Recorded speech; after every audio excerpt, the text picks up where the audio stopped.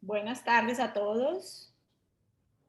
Por aquí veo caras conocidas de madres, amigas de nuestro programa en Cali y bienvenidos a todos los papitos que nos acompañan y son muy fieles a nuestras jornadas educativas de la Asociación Colombiana de Neumología Pediátrica.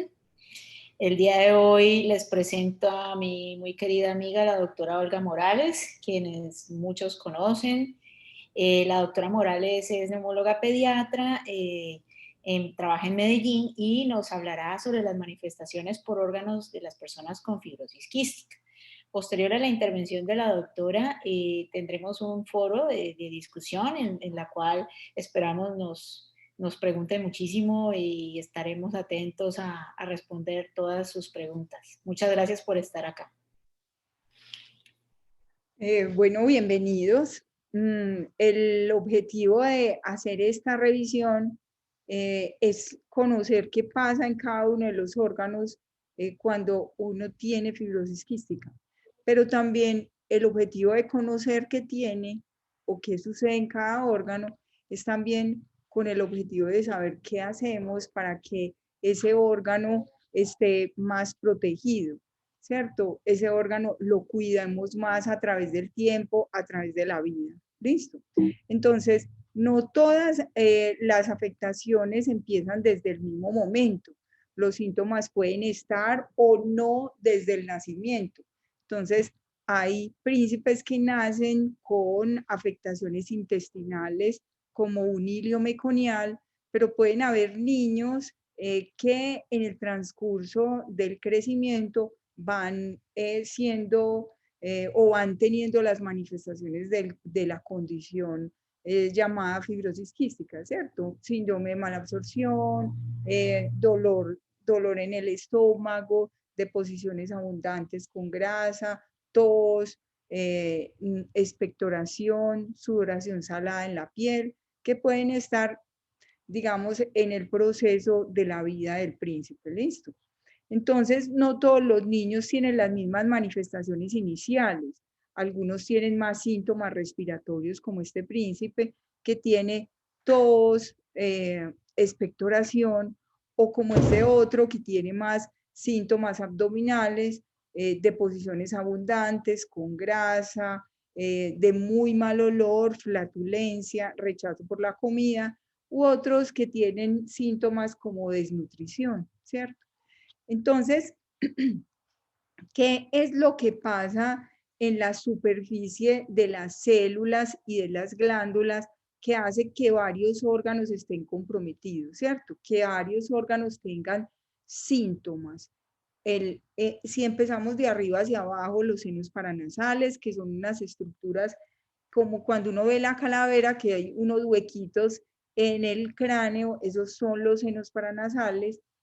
En la vía aérea, incluyendo parte pues de que llega hasta el pulmón, en el hígado, en el páncreas, en el intestino, en los órganos reproductores.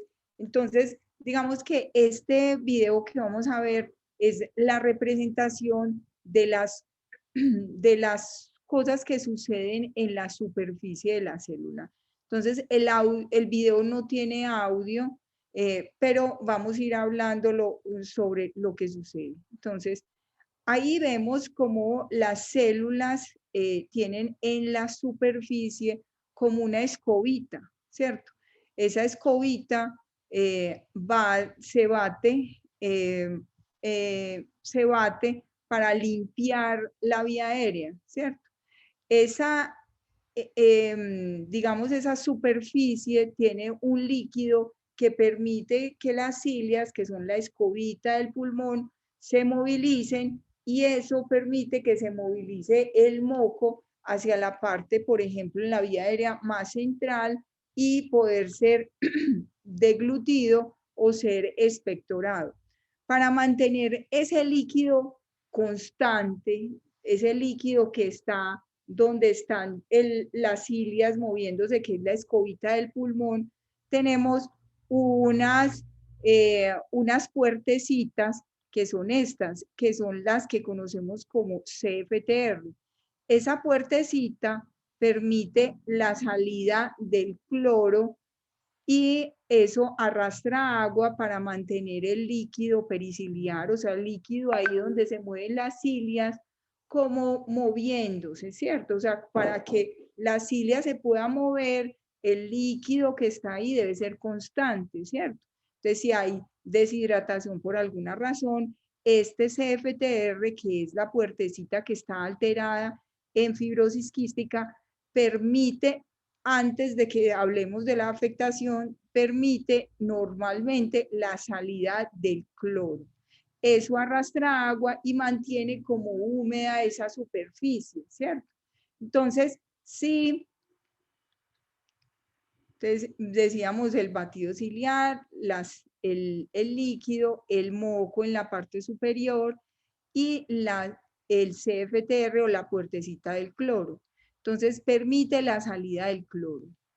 En fibrosis quística, esta puertecita está alterada, ¿cierto? Esta salida del cloro está alterada, por lo cual el cloro se queda dentro de la célula, como cuando hablamos de sal, que es cloruro de sodio, ¿cierto? Entonces, ese cloro se queda dentro de la célula, lo cual hace que se quede el agüita aquí en la célula y la superficie del moco se vuelve más espesa, ¿cierto? Se disminuye la cantidad de líquido que tiene la superficie y por ende el moco que está arriba se vuelve más espeso y el líquido se vuelve menor, o sea, disminuye la cantidad y los pelitos, o sea, la escobita del pulmón no se puede mover con tanta facilidad.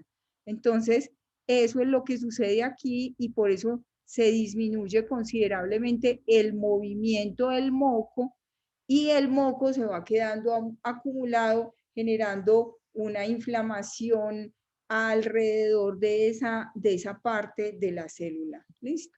Entonces, esto hace que las cilias no se puedan mover y la escobita, entonces, o sea, la escobita del pulmón que limpia el pulmón del moco y de todo lo que hay en la superficie no se puede mover eficazmente, generando entonces alteraciones significativas.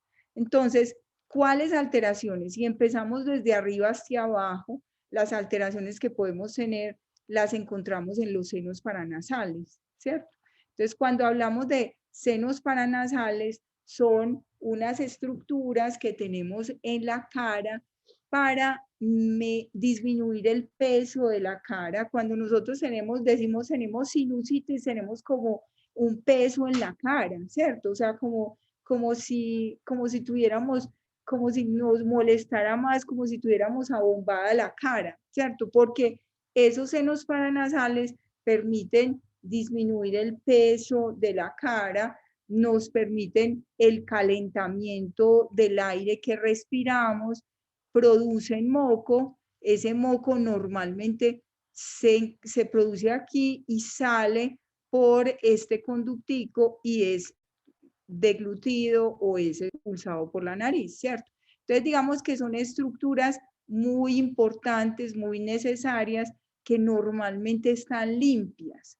Pero si yo produzco un moco más espeso, genero que esas secreciones se vayan quedando dentro de los senos paranasales, sean en los que están acá, como lo muestra la imagen, los que están en la frente, o hay otros de estas mismas estructuras en otras partes alrededor de los ojos, de la nariz. Bueno. Entonces, digamos que estos senos paranasales se acumula el moco y ese moco obstruye el conducto. Entonces, al obstruir, como es un moco más espeso, como lo que veíamos en el video, ese moquito que antes era más fácil de movilizar en los niños con fibrosis quística o en los pacientes con fibrosis quística, se vuelve un moco más espeso, más difícil de movilizar y por ende se hinchan las paredes y puede generar sinusitis. ¿Qué va a sentir el príncipe? ¿Qué va a tener el niño? Puede tener dolor, ¿cierto? sensación de peso, pero para ellos uno de los síntomas más frecuentes es carraspeo constante de la garganta, como entonces ese limpiar la garganta es una de las manifestaciones de sinusitis, no siendo tan significativa en los niños sin fibrosis quística. En ellos, en los niños con fibrosis quística o en los pacientes con fibrosis quística, uno de los síntomas más importantes es ese carraspeo que les estoy hablando, ¿cierto? Algunos manifiestan dolor de cabeza, dolor como en la cara, sensación como de pesantez en la cara, dolor alrededor de los ojos, ¿cierto? Pero es mal olor en la boquita. Entonces, hay que tener en cuenta esta posibilidad y está en relación con lo espeso del moco que se va quedando acumulado en los senos paranasales. ¿Qué otra cosa puede suceder en los senos paranasales? En los senos paranasales se pueden formar unas carnosidades a lo cual conocemos como pólipos nasales. Entonces, esas carnosidades de un tejido que se va volviendo, que se inflama y se va volviendo más grande, puede generar obstrucción de la nariz, ¿cierto? De la fosa nasal. Entonces va a tener la sensación de que no puede respirar por ahí. ¿Listo? Entonces, como se ve en esta foto, miren que se ven unas imágenes de los senos paranasales y en esta se ve mucho más clara, perdón, unas imágenes de los pólipos nasales y en esta se ve más clara.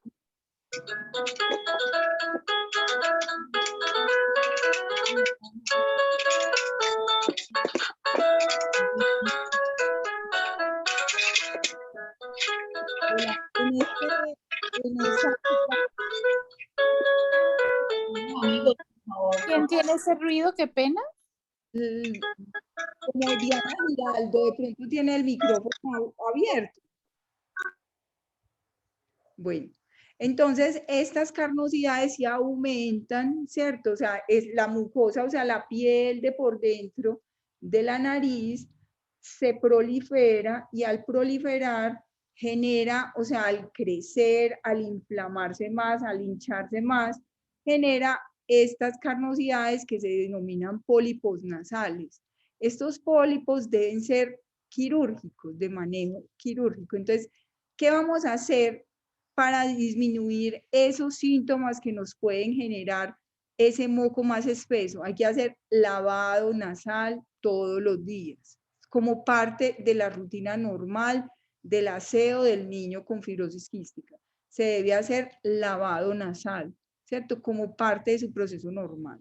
Si se identifica pólipos nasales, el manejo de los pólipos nasales es quirúrgico, ¿listo? Pues hay que operarlos. En los niños, entonces, siguiendo con las afectaciones de la vía respiratoria, otros de los órganos que se ven comprometidos son los pulmones, pero principalmente la vía aérea.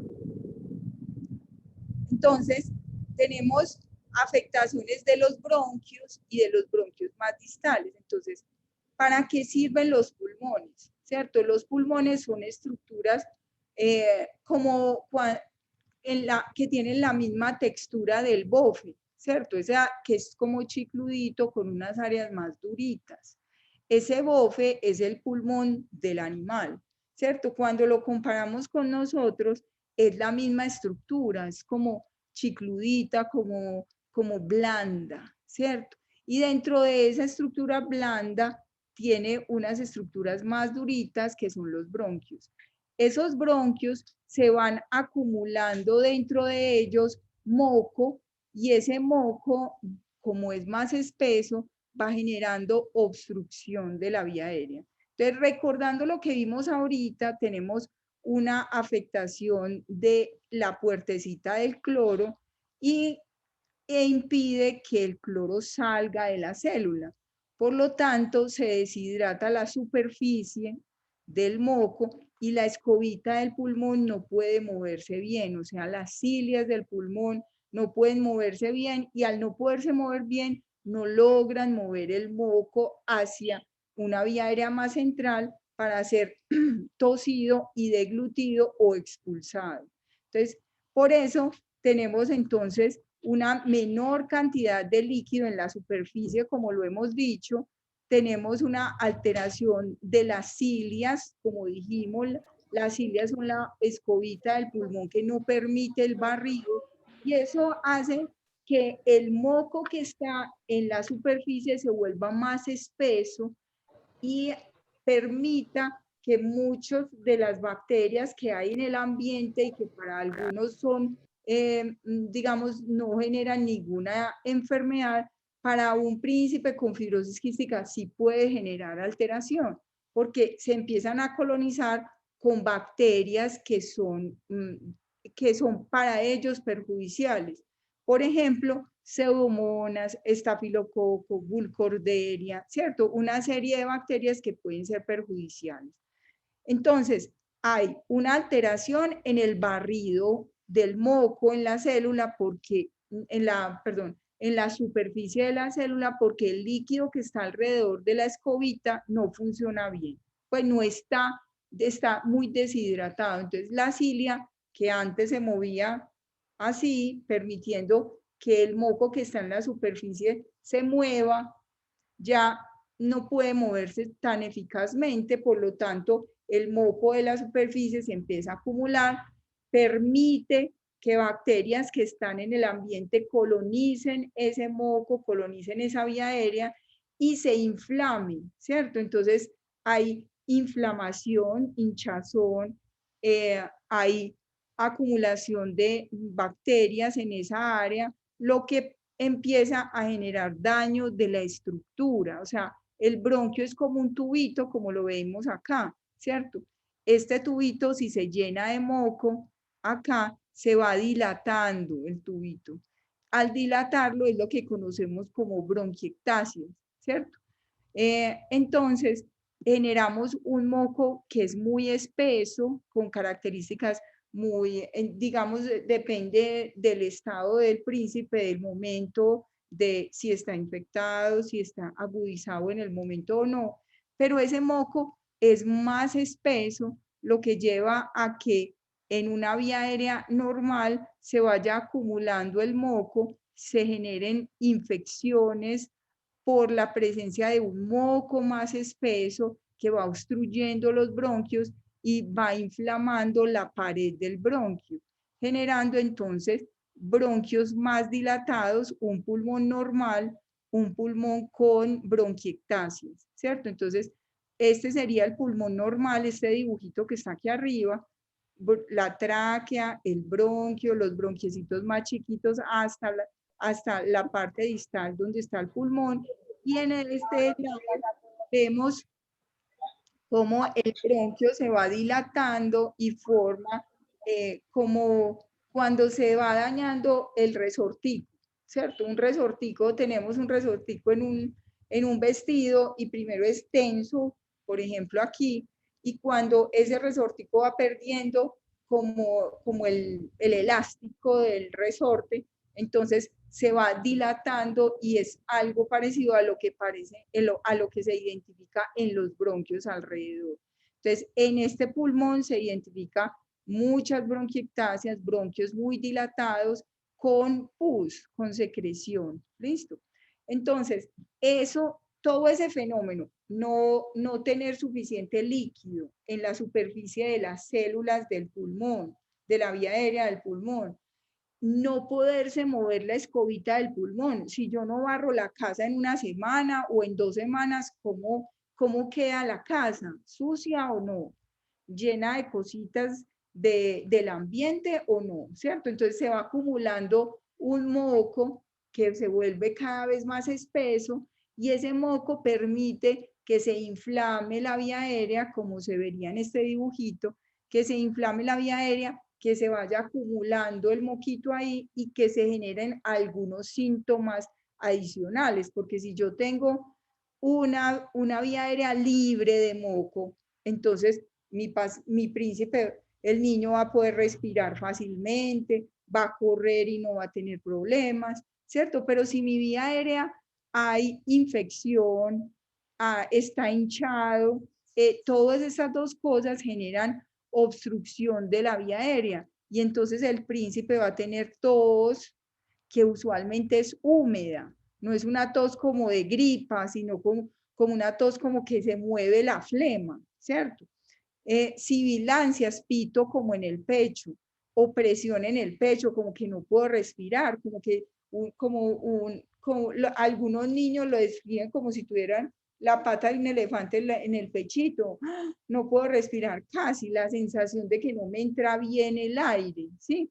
Entonces, repasando cuáles serían los síntomas respiratorios más frecuentes. Tos crónica con expectoración. Usualmente los niños antes de los 5 años no desgarran. Si un niño no expectora, si un niño tiene flemas antes de esa edad, hay que pensar en algo más, ¿cierto? Entonces, tos crónica, que usualmente es una tos húmeda, que lo lleva a tener expectoración usualmente más matutina. La presencia de silbido en el pecho, hervidera de pecho, froco, zumbido en el pecho, que son como expresiones que nosotros tenemos en diferentes partes de Colombia, nos hace pensar que algo hay dentro de ese bronquio, que se está moviendo y que suena. ¿Listo? La presencia de neumonías a repetición, infecciones en los pulmones, que me dio al niño, tuvo una neumonía el año pasado, en diciembre. En enero volvió a enfermarse y en marzo otra vez.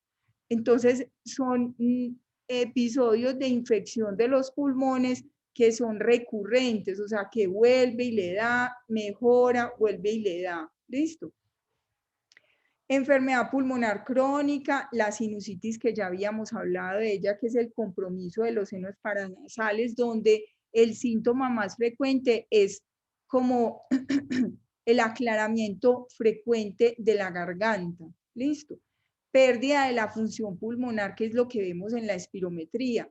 A veces cuando un niño se enferma, tiene espirometrías que vienen siendo normal, y de pronto le hacen una espirometría y le dicen, está muy alterada. Muy frecuentemente es porque tiene una infección que lleva a que ese moco se acumule dentro del bronquio y cuando le dicen, tome todo el aire, bótelo con fuerza, en la espirometría no puede hacerlo, entonces genera una alteración de esa función pulmonar. Hallazgos de gérmenes que los que describimos ahorita en el esputo, por eso es tan importante hacer seguimiento del esputo, ¿cierto? Hacer seguimiento de las pruebas del cultivo del esputo, hacerlo por lo menos cada 3 meses, porque pueden haber pacientes que tengan una expectoración, que tenga unas características parecidas, pero que aparezcan gérmenes nuevos y a pesar o aparezca una pseudomona y a pesar de que no tenga clínica de infección, si hay una pseudomona hay que tratarla porque hay que tratar de erradicarla, ¿cierto? Entonces, alteraciones persistentes en la radiografía de los pulmones, ¿cierto? Le toman una placa y tiene un parchecito aquí en el lóbulo superior y le vuelven a tomar la placa dentro de 6 meses y vuelve y lo tiene, ¿cierto? Porque es posible que hayan bronquios dilatados, como lo del resortico, como que ya no tienen el tono normal del bronquio, sino que están un poquito dilatados.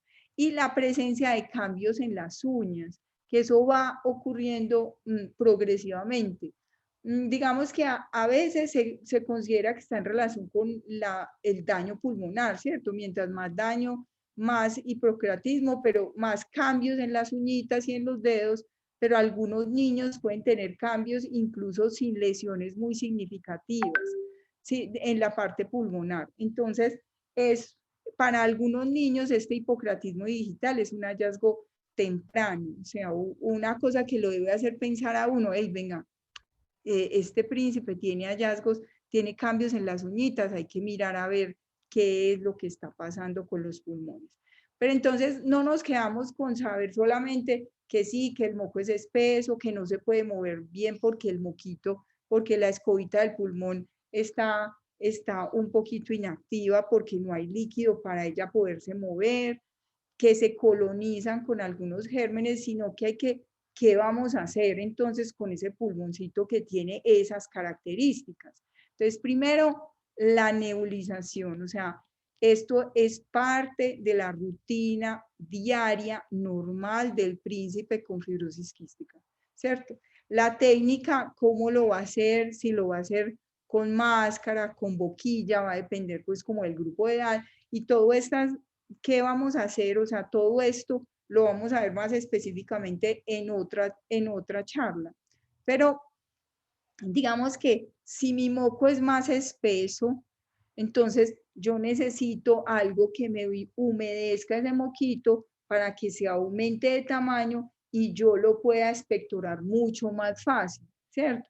O necesito abrir la vía aérea y por eso necesito nebulizarme con la terbutalina o con el salbutamol o inhalarme con el salbutamol. Entonces, ¿para qué? Para que ese bronquio se abra un poquito más y el moquito que está aquí adentro lo logremos botar, lo logremos sacar, lo logremos expectorar, ¿sí? Entonces, nebulizarse adecuadamente es muy importante, muy importante. Entonces, es parte de lo que hace que se retarde la lesión del pulmón. Entonces, ¿cómo sería el orden de las nebulizaciones teniendo en cuenta que esto va a tener una charla adicional, sino para que concatenemos esa lesión del pulmón con eso que vamos a hacer en el paciente o eso que vamos a hacer en el príncipe de mi casa, mi hijo, mi sobrino, lo que vamos a hacer en casa. Entonces, tenemos que la primera nebulización es el broncodilatador. Primero abro la vía aérea con el salbutamol o con la terbutalina. Luego lo nebulizo con solución salina hipertónica para que ese moco se quede mucho más aumentado de tamaño. Puedo hacer después la dornaza o puedo hacer terapia respiratoria inmediatamente después. Y después hacer la dornaza. Luego utilizo el antibiótico en caso de que esté colonizada con pseudomonas y necesite utilizar la tobramicina nebulizada. Y por último, haría el esteroide inhalado, la beclometasona, la fluticasona, en caso en el que el príncipe sea adicionalmente asmático. Entonces, primero abro la vía aérea, segundo, utilizo solución salina hipertónica para sacar agüita y humedecer un poquito más el moco que está dentro de la vía aérea, rompo con la dornaza, parto como el moco un poquito para que sea más fácil de sacar, hago la terapia respiratoria, después de tener ya limpia la vía aérea, como ya yo lo barrí de otra forma, no con la cilia, sino que yo ya barrí ese moquito, entonces mi vía aérea ya está limpia, entonces utilizo el antibiótico y después de esto puedo utilizar el esteroide inhalado, que es el que me va a deshinchar un poquito la mucosa. ¿Listo? Entonces, la terapia respiratoria, entonces recordemos que de esto va a haber una charla más adelante, pero lo importante de esto es que hay muchas técnicas, pero lo importante es que esto sea todos los días, es una rutina de la casa, de la familia, hay que tratar de hacerlo divertido, entonces hay técnicas pues manuales, pero también hay técnicas con equipos, con aparatos que se pueden hacer.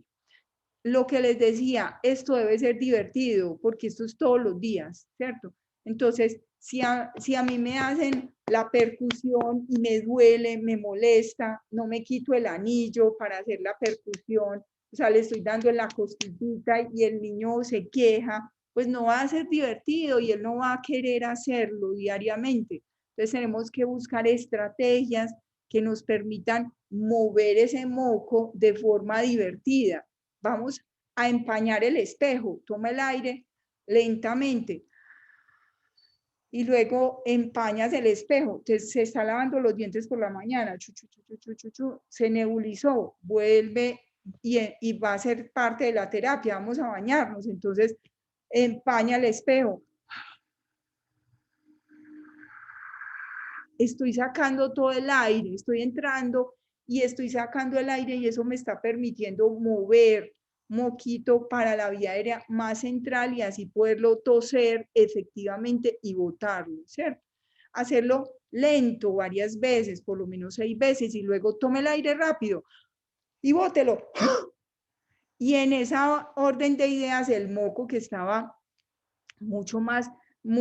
estaba un poquito más central, lo puedo expulsar más fácil haciendo una tos eficaz. Entonces, mover bolitas o papelitos o cosas que en la mesa, bueno, el que lo lleve más lejos, ¿sí? Hacer bombitas de jabón, jugar con pelotas, brincando, ¿cierto? Y ejercicios que generen movimientos aeróbicos, ¿cierto? Que generen, toma el aire, bota el aire, correr, brincar, nadar, jugar en todas las formas posibles. ¿Listo? No permitir la inmovilidad. O sea, mientras más se mueva, más brinque, más juegue, más divertido sea todo lo que tiene que hacer en relación a su tratamiento, mejor va a ser la adherencia. ¿Listo? Además de eso, evitar factores ambientales, el humo del cigarrillo, ¿cierto? Los contaminantes ambientales, digamos, la polución y todas las alergias específicas también hay que tratar de controlarlas, porque todo esto lleva a lesión a inflamación de los bronquios, o sea, de los caminitos de los pulmones. Entonces, si yo ya tengo un moco muy espeso y además está hinchada la pared y mi mamá y mi papá fuman y yo soy un fumador pasivo, pues mis bronquios van a estar más hinchaditos, van a estar más inflamados y eso va a hacer que me enferme más. ¿Listo? Prevención de las infecciones, lavado de manos antes y después de hacerles los tratamientos al niño, lavar los equipos, lavar y desinfección de los equipos. De eso se hablará más adelante cuando hablemos de terapia respiratoria, pero es muy importante lavar el equipo. Entonces, hace algún tiempo hicimos en Medellín una revisión de cómo se estaban lavando los equipos y vimos que de 100 pacientes, no, digamos que solamente 5 pacientes tenían un manejo adecuado del lavado de los equipos y desinfección de los equipos. Entonces, muy importante que el nebulizador se lave y se desinfecte. Entonces, hay métodos secos, métodos húmedos, que para eso tendremos una charla posteriormente. El uso de tapabocas no es ahora solamente con la pandemia. Digamos que por eso yo pienso que a los príncipes con fibrosis quística les ha ido como muy bien con esto, porque estas cosas que para ahora nosotros son muy importantes, como ponernos el tapabocas, distanciamiento social, todo eso, lo que para ahora nosotros es muy importante, para ellos ha sido la cotidianidad, ¿cierto? Entonces, ellos todos los días hacen, ir al hospital sin tapabocas no es correcto, ¿cierto? Me puedo colonizar con gérmenes que están en el hospital, no debo estar cerca de otro paciente con fibrosis quística, de otro niño que tenga fibrosis quística. Puedo ser su amigo a través de redes sociales, puedo hablar con él en forma telefónica, ¿cierto? Pero evitar estar, digamos, cerca porque puedo contaminarlo yo a él o él a mí y colonizarme con gérmenes que pueden ser importantes para mi vía aérea. Entonces, lavado frecuente de manos, uso pues correcto pues de todos los dispositivos que use para botar el esputo, para limpiarme la nariz. Bueno, la vacunación. Entonces, estos pacientes deben ser vacunados con neumococo, deben ser vacunados con influenza cada año. Entonces, y hay una serie de vacunas que deben tener completas, todas las que da el gobierno deben tenerlas. Deben tener completas las vacunas para hepatitis A, para hepatitis B, porque el hígado también es un órgano que podría estar afectado y si además de eso está le da una hepatitis, pues se afecta mucho más. O sea, una hepatitis es la inflamación de ese hígado, ¿cierto? Entonces, el esquema de vacunación completa con todas las vacunas adicionales. Entonces, ¿qué otros órganos pueden verse comprometidos? Hasta ahora llevamos senos paranasales. ¿Qué vamos a hacer? Lavado nasal. ¿Qué vamos a hacer? Evaluaciones frecuentes para evaluar si hay presencia de pólipos nasales. Pulmón. ¿Qué vamos a hacer? Hacer las nebulizaciones, hacer la parte preventiva de las infecciones. ¿Listo?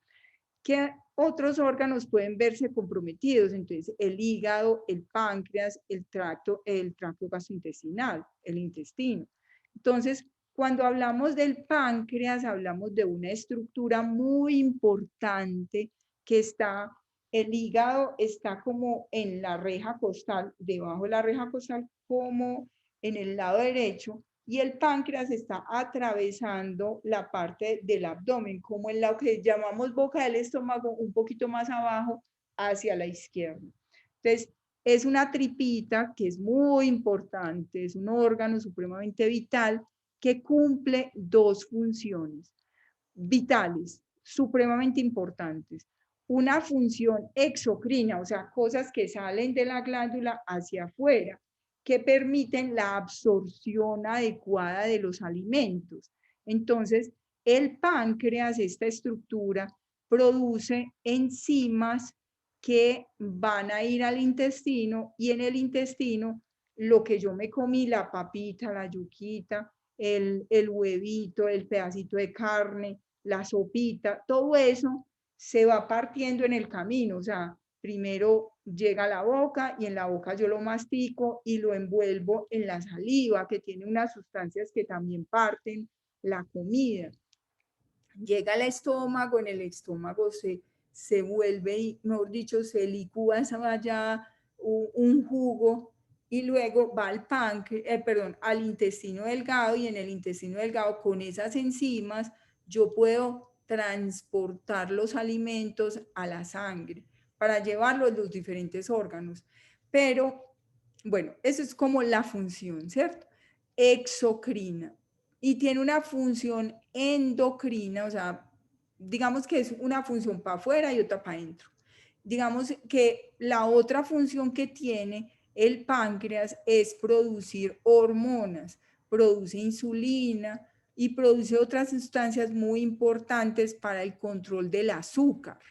Entonces, ¿qué pasa en fibrosis quística? Entonces, este es el páncreas, este es el intestino, aquí venía el estómago, este es el intestino delgado, y las enzimas se producen en estas celulitas, y estas celulitas producen las enzimas inactivas, como una crispeta, ¿cierto? Entonces, el maicito, sin meterlo en el aceite, el maicito está aquí inactivo y va por el conducto y posteriormente se activa, ¿cierto? Entonces se activa la enzima para que cuando llegue acá ya esté, mejor dicho, aquí ya cumpla su función de transportar, como si fuera un carrito que transporta el pedacito de el carbohidrato, el pedacito de yuca, el pedacito de grasa, el pedacito de... Entonces es el carrito que transporta, ¿cierto? Pero ¿qué pasa en fibrosis? En fibrosis quística, este moquito, porque el moquito lubrica muchas de las estructuras que nosotros tenemos en el cuerpo. Entonces, ese moquito se vuelve más espeso porque esa es la forma de ser del moco. O sea, esa es la característica del moco en el paciente con fibrosis quística. Entonces, ese moquito se vuelve espeso y tapa los conductos.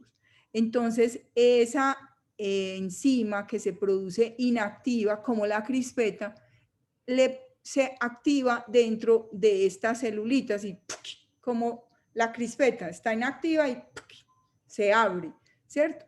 Y al abrirse dentro del páncreas, va generando lesión del páncreas y va volviendo ese páncreas más insuficiente. Entonces, por eso es que uno se come las enzimas para poderse comer el almuerzo, ¿sí? Porque mi páncreas produce enzimas, pero no todas las enzimas que producen llegan hasta el intestino para poder transportar el alimento, para poder transportar lo que me como a la vía sanguínea para que la lleve a las células y uno pueda crecer, el pelo se le pueda poner nutrido, para que los ojitos tengan buena función, o sea, para el funcionamiento normal de los órganos, ¿sí? Cuando este páncreas se va, muchas crispeticas se abrieron ahí, ¿cierto? Entonces se va acumulando y se va depositando grasa en el interior. Y la función del páncreas exocrino es el que hemos hablado, o sea, el que saca cosas hacia afuera. Pero del páncreas endocrino, que es el que produce la insulina para el control del azúcar, también se va viendo afectado. Entonces, en estas celulitas se produce entonces esas enzimas que eran inactivas y porque no pueden salir, porque hay mucho moco espeso ahí en el conducto, entonces se activan dentro de la célula y va perdiendo funcionalidad todo el páncreas. Pero eso lo puedo reemplazar con las enzimas que yo me debo comer inmediatamente antes de cada comida.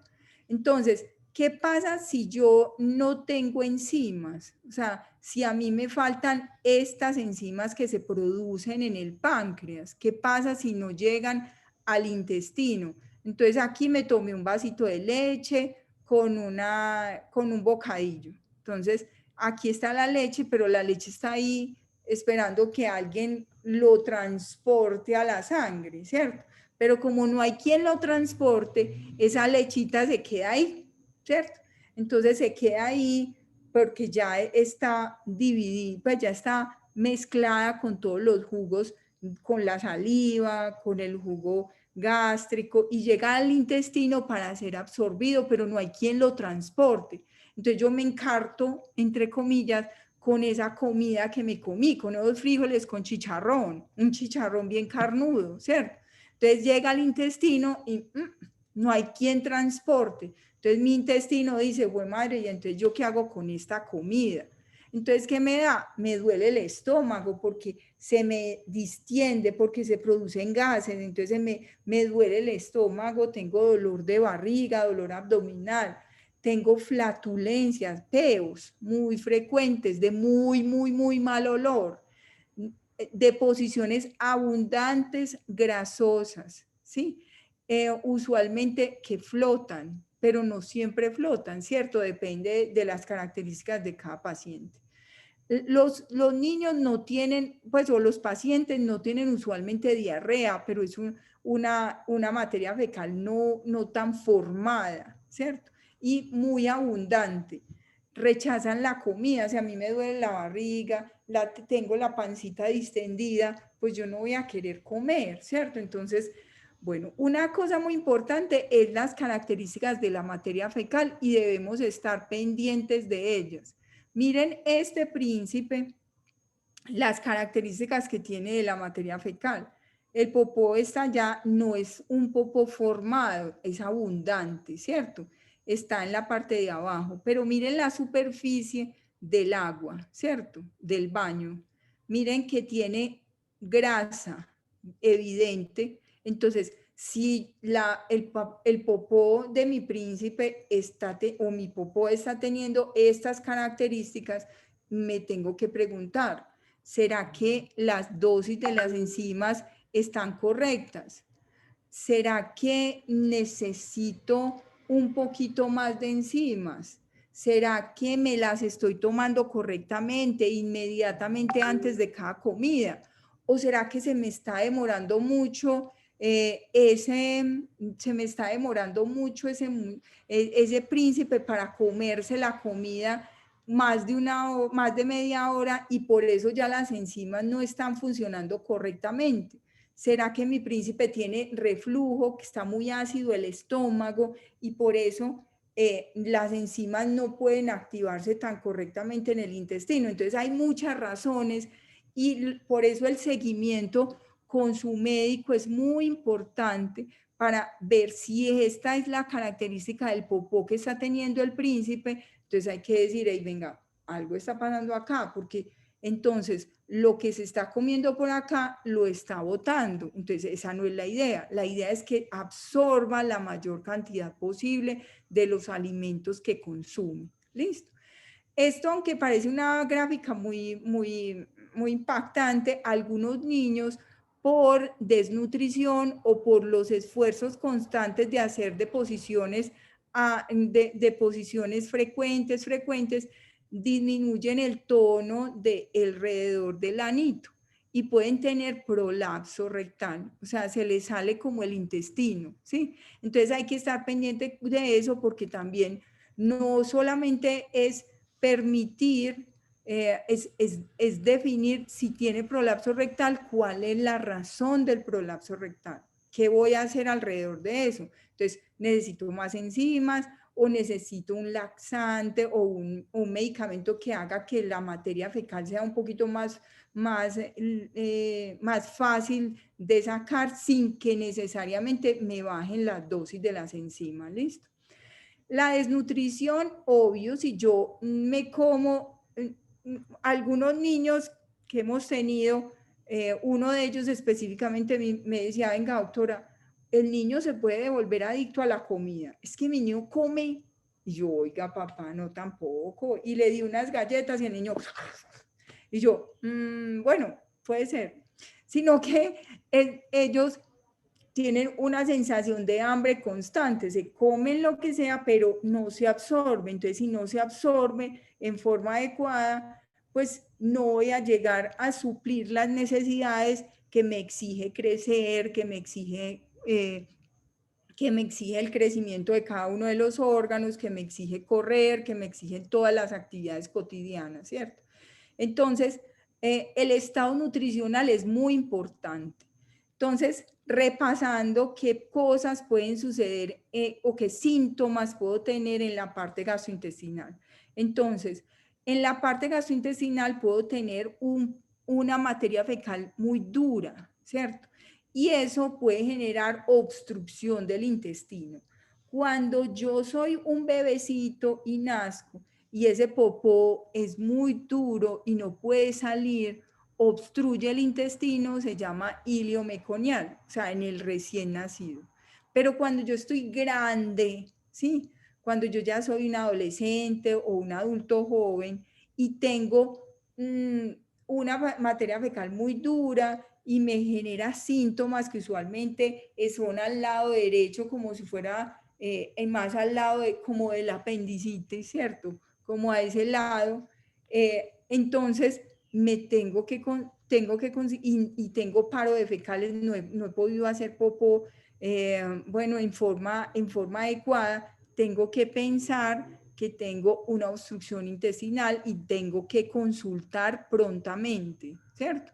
Entonces, porque el hecho de consultar rápidamente me permite que mejore, que me puedan sacar ese tapón de materia fecal que tengo ahí y que pueda, digamos, mejorar rápidamente y que no haya infecciones que comprometan otros órganos, pues, o sea, infecciones del intestino hacia otros órganos. Entonces, recordemos lo del prolapso rectal, hay que estar pendientes en cada evaluación, pues, o sea, digamos, que esto sea como una constante, que su médico le pregunte reiterativamente si esto ocurre, porque si se le sale el intestinito, hay que considerar algunas cosas adicionales.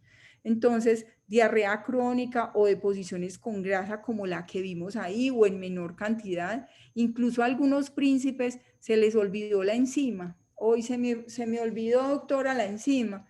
Entonces, al olvidarse la enzima, comen y si se come una cosa que tenga grasita o que tenga pues como un vaso de leche, como yogur, puede generarse grasita que incluso sale a la ropa, ¿cierto? Entonces hay que estar muy pendientes de en cada comida el consumo de las enzimas inmediatamente antes de cada alimentación. Mala digestión, dolor de barriguita, se distiende la pancita, gases muy frecuentes, entonces también dentro del intestino viven unas bacterias normalmente. ¿cierto? Entonces, como hay algunas alteraciones en la flora, o sea, flora es como las bacterias que normalmente viven en el intestino, se puede generar sobrecrecimiento de esas bacterias y llevar a producir gas que distiende el intestino y genera distensión, genera como inflamadita la barriguita y aumento en la presencia de flatos, de peitos, pues, bueno. Inadecuada aumento de peso. Si yo como y no se me absorbe lo que como, pues no voy a ganar de un peso adecuado.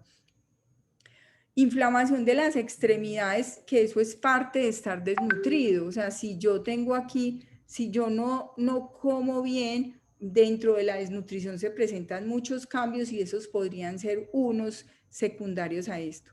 El déficit de vitaminas, principalmente de vitaminas liposolubles, o sea, de vitaminas grasosas, que son la vitamina A, la vitamina D, la vitamina K y la vitamina E de enano.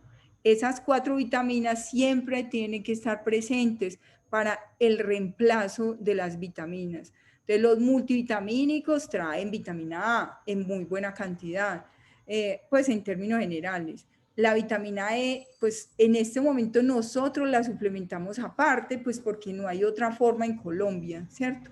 La vitamina D hay que medirla y idealmente tener valores por encima de 30. Y la vitamina K hay que suplementarla también, independientemente que las pruebas de coagulación no estén alteradas. Obstrucción del intestino, como dijimos, en el periodo neonatal, o sea, cuando está recién nacido o cuando yo ya estoy muy grande.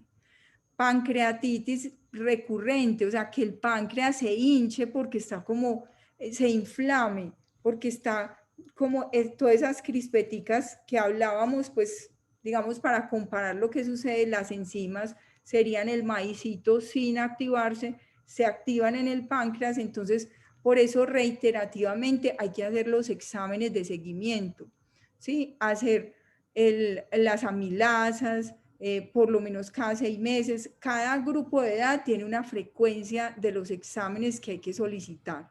Entonces hay que ser como muy constantes con eso porque eso permite evaluar cuando un órgano hace falta mejorarle un poquito la forma como está trabajando. Los cálculos en la vesícula biliar no son muy frecuentes, pero pueden estar. Nosotros tenemos varios niños con cálculos en la vesícula y la enfermedad hepática, que hablaremos de ella en un momento. Entonces, ¿por qué mi niño no gana peso? Entonces, primero porque puede ser que la ingesta sea muy insuficiente y eso puede suceder porque rechaza la comida. Uy, no, es que me duele el estómago, yo no quiero comer, ¿cierto?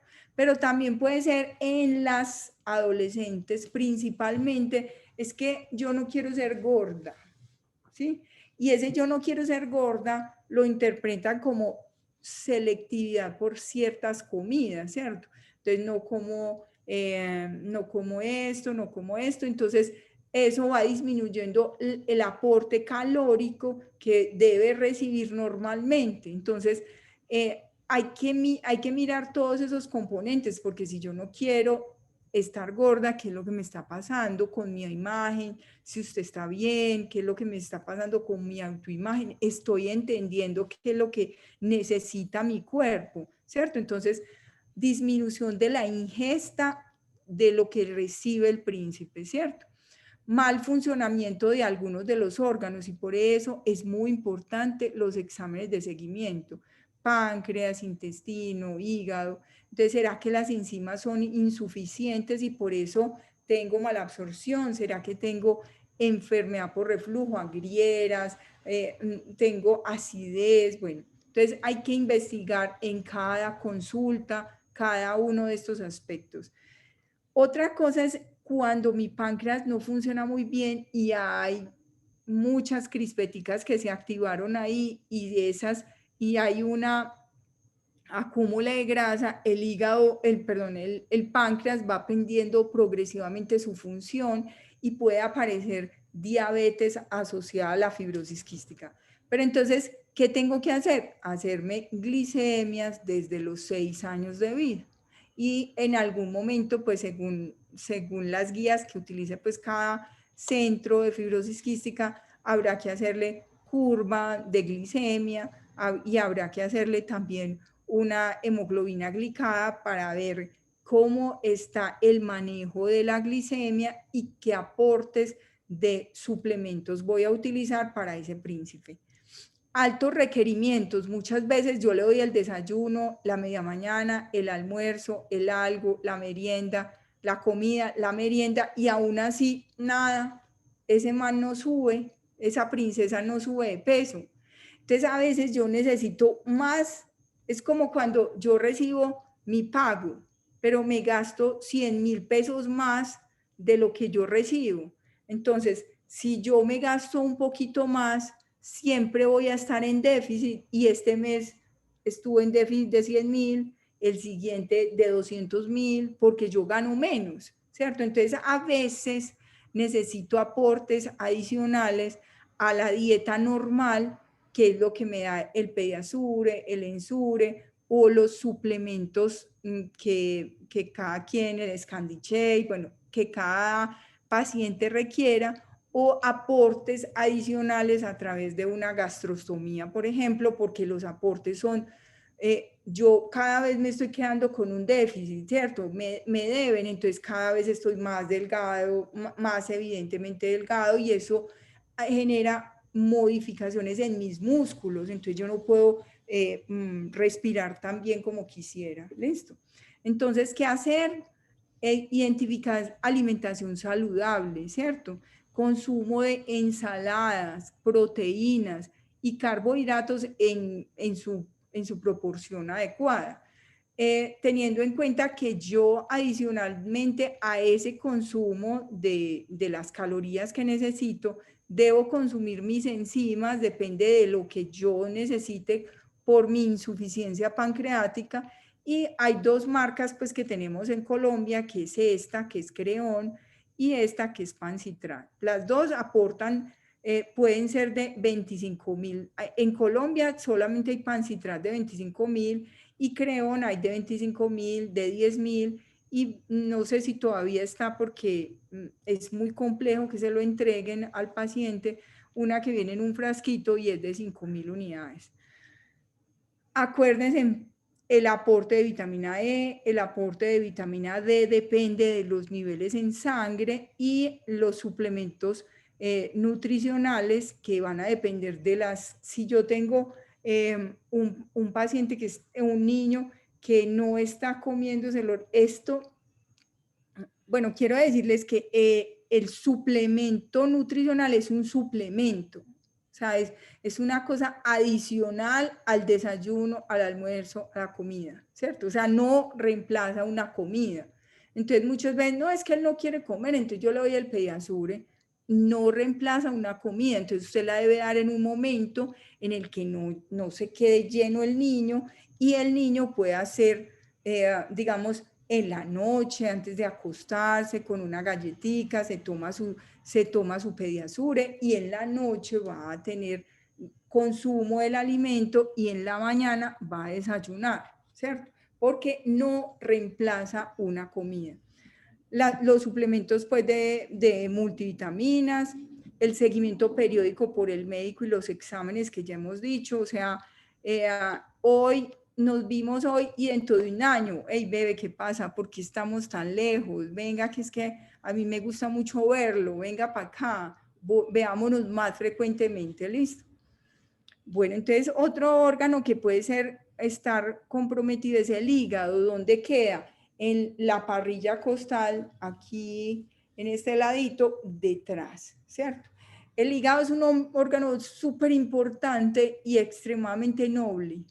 Ese órgano es una cosa hermosa, porque metaboliza todo lo que nos comemos, muchos de los medicamentos que consumimos se metabolizan en el hígado, y el hígado es muy noble, o sea, para que el hígado tenga un mal funcionamiento tiene que ser que realmente está muy afectado. Sí, o sea, para que se alteren, pero entonces siempre hay que hacer seguimiento con las transaminasas, las bilirrubinas, la GGT, o sea, hay que hacer el seguimiento con los exámenes respectivos. ¿Qué puede pasar en el hígado? Lo mismo, el moquito es espeso, ese moquito llega y obstruye los conductos y se genera el hígado graso, ¿cierto? Entonces, hígado normal, se genera el hígado graso y ese hígado graso hay que mirar cuál es la razón, ¿cierto? ¿Qué es lo que está sucediendo? ¿Está el paciente desnutrido? ¿Está comiendo muchos carbohidratos sin proteínas y sin otras cosas? Bueno, y posteriormente ese hígado se va cicatrizando, ¿cierto? Se va cicatrizando y puedo generar una cirrosis hepática, ¿cierto? Se va cicatrizando. Entonces, en la medida... Mami, búscame el cargador. Entonces, en la medida... ¿Cuál es? Está ahí donde está Nubia, que Nubia fue la que me lo bajó. Doña Marja, cerramos el micrófono un momentico. Entonces, en la medida que este hígado se cicatriza, entonces va perdiendo su funcionalidad. Pero el hígado es un órgano súper agradecido. Entonces, el hígado hay que tratarlo con cariño, ¿cierto? Y hay que estarlo revisando, exámenes de laboratorio, a ver, no es que yo no lo quiero chuzar, entonces recoja todos los exámenes que hay que hacerlo y una sola vez. Lo va a chuzar una sola vez, pero le va a hacer todo lo que se necesita, listo. ¿Qué sucede en otra parte que se compromete, que serían las glándulas sudoríparas? Entonces, esta es la piel. Esto se ve muy enredado, pero lo único que quiero mostrarles y más específicamente es esto. Esta es la piel. Esta es la glándula sudorípara, acá, ¿cierto? Acá se produce el sudor. El sudor que se produce aquí es muy salado, muy salado. Entonces, normalmente este sudor sale por este conductico y aquí, en este conducto de salida, está el CFTR, o sea, esa proteína que está alterada en fibrosis quística. Pero aquí lo que hace en las glándulas sudoríparas es entrar el cloro y por ende el sodio, ¿cierto? Entonces entra el cloruro de sodio para que cuando el sudor salga a la piel no esté tan salado. Pero ¿qué pasa en fibrosis? Se produce normalmente el sudor. Ellos no es que suden más, sudan lo normal, pues digamos que lo normal, pero cuando va por este conductico como el CFTR, que es la puertica del cloro, no está funcionando muy correctamente, entonces el sudor sale a la superficie de la piel y sale con mucha sal, cloruro de sodio. Entonces, por eso es que nosotros decimos que los besos más dulces saben a sal, ¿cierto? Por eso algunos de estos príncipes han sido diagnosticados por el hermanito. Oiga, doctora, es que mi hermanito sabe tan raro, sabe como todo salado, ¿cierto? Entonces, y dentro de la historia, pues, de la fibrosis quística, eso es uno de los conceptos como más viejos, o sea, decían que los niños que tenían un sudor más salado eran niños embrujados, ¿cierto? Por allá lejos en la historia. Entonces, pero ahora decimos que, pues obviamente eso no es correcto, son niños hermosos, son niños brillantes, espectaculares, o sea, y no lo estoy diciendo porque esté acá en esta charla, son mágicos, espectaculares estos niños. Son brillantes, o sea, te enseñan a vivir de una forma que posiblemente tú no te has dado cuenta cómo se debe vivir. Disfrutan la vida en un nivel que uno no se imagina. Yo creo que son seres de luz, seres maravillosos que vienen a este mundo a enseñarnos a vivir. Entonces, ¿qué hacer con esa sudoración salada? Entonces, primero hay que hidratar mucho al paciente, ¿cierto? Si yo vivo en un clima cálido y mi sudor es muy salado, va a arrastrar más agua, ¿cierto? Entonces, ese niño se va a deshidratar más fácil. O si yo vivo en un clima frío, usualmente me arropan mucho y sudo mucho, entonces tengo que hidratarme. Y todos los niños deberían recibir sal adicional. Pero ¿cómo así? Venga, es que no, a uno no le han dicho pues que la sal es muy mala para los riñones, pero es que acuérdese que este príncipe está perdiendo la sal por la piel. Entonces, él debe recibir la sal normal que reciben en la familia y adicionalmente por lo menos 1 gramito de sal en el día, ¿cierto? Porque él la está perdiendo por la piel. Sucede que a veces van creciendo y ya la sudoración no la sienten tan salada, ¿cierto? Como cuando eran un bebecito, ¿cierto? Pero eso no significa que no están perdiendo sal por el sudor. Entonces hay que adicionar la sal en los alimentos para que no pierda sal. ¿Listo? Entonces, otros órganos que pueden verse comprometidos, porque todo lo que tengan glándulas es lo que se puede ver comprometido, son los órganos reproductores. En los hombres se puede producir en este conductico que es muy estrecho, se genera moquito, ¿cierto? Ese moco es más estrecho, más espeso, y lo que yo produzco aquí, pues lo que el hombre produce aquí, que son los espermatozoides, salen por ese conducto y no logran pasar porque hay un moco muy espeso. Entonces, en los hombres hay una azoospermia, o sea, no hay espermatozoides porque hay una obstrucción en ese conducto. ¿Listo? Entonces, frecuentemente los hombres tienen infertilidad, no siempre, pues, pero digamos que es una cosa más frecuente, y las mujeres, esta dama tenía, esta es su princesa, ella tiene fibrosis quística, sus hijos, digamos, las mujeres tienen disminución de la fertilidad por lo mismo. Las trompas de Eustaquio, el útero, tienen un moco más espeso, pero pueden, o sea, pueden tener una fertilidad, ¿cierto? Ya tendrían que definir que, pues como consejería genética para determinar qué posibilidades o no tienen de que la bebé que van a hacer o el bebé que van a hacer tenga o no fibrosis quística. Entonces, como vemos, este es un manejo muy complejo de muchas áreas, y como les decía en algún momento, el cuidador tiene que estar sano, el cuidador tiene que estar bien, el cuidador tiene que hacer actividades adicionales a esto que sean propias de él, porque el cuidador llega un momento en que puede cansarse. No significa que no ame a su bebé, lo ama profundamente, pero el cuidador tiene que estar pendiente de su vida también para ayudarlo a él, ¿cierto? Debe haber autonomía en el tratamiento. El príncipe o la princesa, adolescente, niño, adulto, debe llegar a tener autosuficiencia. Entonces, oiga, el muchacho, el caballero de 18 años, oiga, ya se tomó la pastilla. Acuérdese que si no se toma la pastilla le duele el estómago. Eso ya lo sabe, tiene una historia de toda una vida de eso, ¿cierto? Entonces, si no está siendo adherente, ¿qué pasa?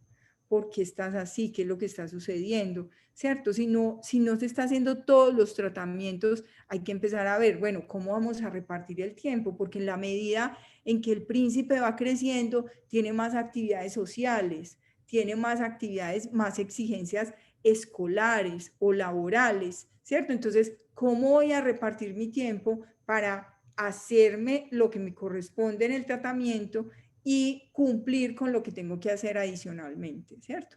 Entonces, esto es un manejo complejo que toda la familia debe estar incluida ahí. La responsabilidad no es solo de la mamá, no es solo del papá, no es solo de la abuela, la responsabilidad es de todos, incluyendo el príncipe, así sea un niño muy pequeño.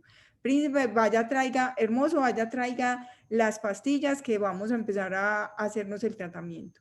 Mami, qué pereza hoy. No, es que no es de pereza o no, hay que hacerlo, ya. No es entrar en negociaciones posiblemente sea una cosa buena, pero hay cosas que no son negociables, ¿cierto? Y hay cosas que sí lo son, y ya en familia y con su médico decidirán qué cosas son más o menos negociables. ¿Listo? Bueno, entonces estamos dispuestos aquí a contestar sus preguntas, dudas, aclaraciones sobre cualquier tema al respecto.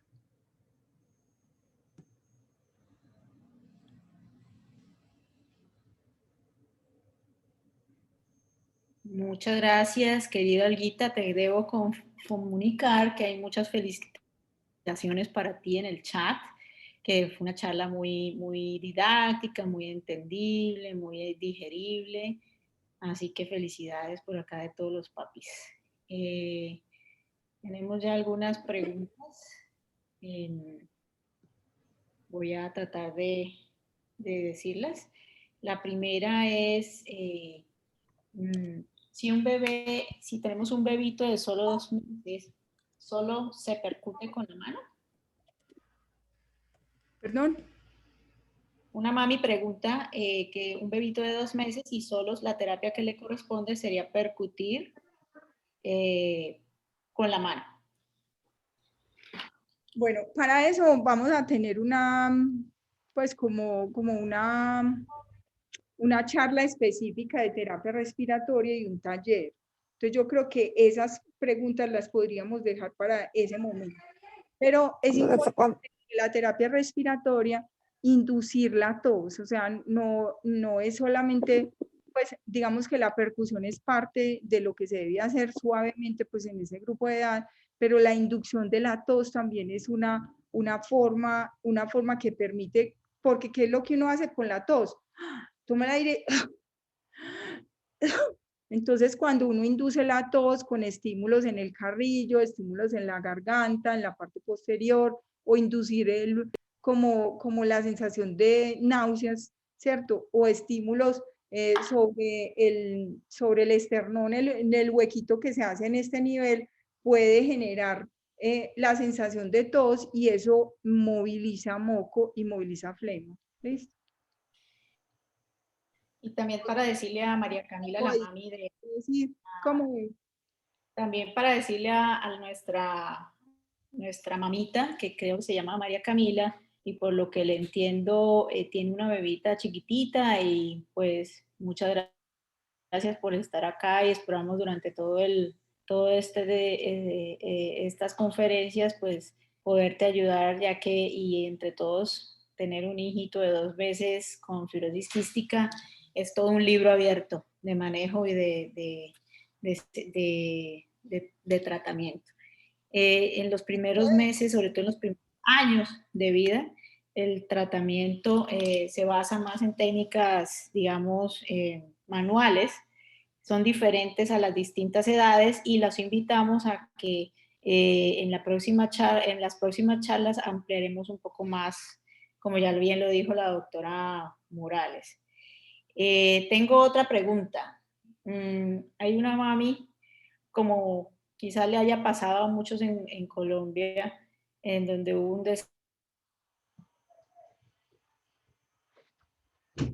tuvieron que pasar a Pancitrat. Entonces una mamita nos pregunta, Karen, cuáles son las diferencias entre Creon y Pancitrat, si son diferentes, si alguna es mejor que otra. Yo podría ayudarle aquí a mi compañera Olita. También tenemos una charla específica de manejo digestivo, pero ambas son iguales, funcionan similares. La diferencia podría ser en que solo Creon tenemos de 5.000, de 10.000, de 25.000, mientras que Pancita, como lo dijo Olguita, solo tenemos de 25.000 en el momento. Y las cápsulas de Creon quizás son un poco más pequeñitas, las microcápsulas dentro de la cápsula. Entonces esos microgránulos son bastante gastroresistentes, que permiten llegar hacia el intestino delgado el medicamento, para que ahí sí ya se secreten las enzimas. Entonces no sé si alguien más, la doctora Madero, y bienvenida a la doctora Victoria Acuña, que por aquí nos está acompañando. La doctora Acuña también es neumóloga pediatra y si Olguita deseas agregar algo más.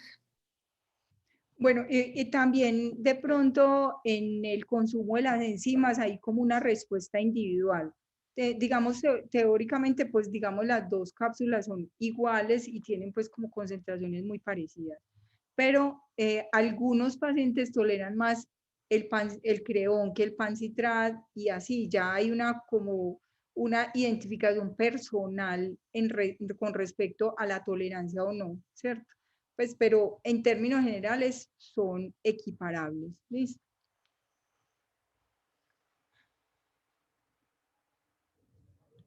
Sara tiene una pregunta, Sara Santana, que alzó la mano.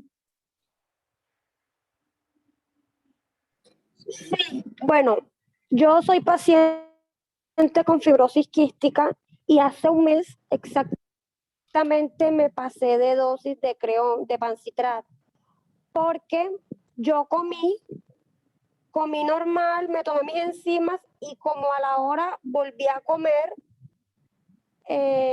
comí doblemente almuerzo y pensé que era necesario tomarme las enzimas, entonces me las volví a tomar y pasé horrible con un mareo, con ganas de vomitar, con el estómago bastante lleno. En ese caso, ¿qué se debe hacer? Prince, lo que pasa es que la dosis, digamos, las enzimas actúan más o menos, el tiempo de acción de las enzimas son por lo menos media hora. Si tú te demoras para comer una hora, por ejemplo, un bebecito, si se demora para comer una hora, debe partir las enzimas, tomarse la mitad en el principio y la mitad a la media hora para que las enzimas actúen correctamente. Entonces, una cosa es que hay que comer y comer, digamos, una cantidad más calórica, pero también no excederse en el aporte, en el aporte. Si yo me como 2 almuerzos, pues voy a estar distendida independientemente que tenga o no fibrosis quística, ¿cierto? Entonces, también a veces el aporte que tenemos, porque algunos príncipes comen mucho, realmente tienen sensación de hambre, que es como un hambre dolorosa, pues, ¿cierto? Porque como no absorben todo lo que comen, pues queda parte de esa sensación de que no he comido, ¿sí? Entonces, primero hay que tener un aporte adecuado en el almuerzo. O sea, si yo me voy a comer un almuerzo, pues me como un almuerzo que corresponda a mi capacidad abdominal, ¿cierto? A mi capacidad del estómago, ¿sí? Si voy a comer adicionalmente, pues ya tengo que mirar a ver.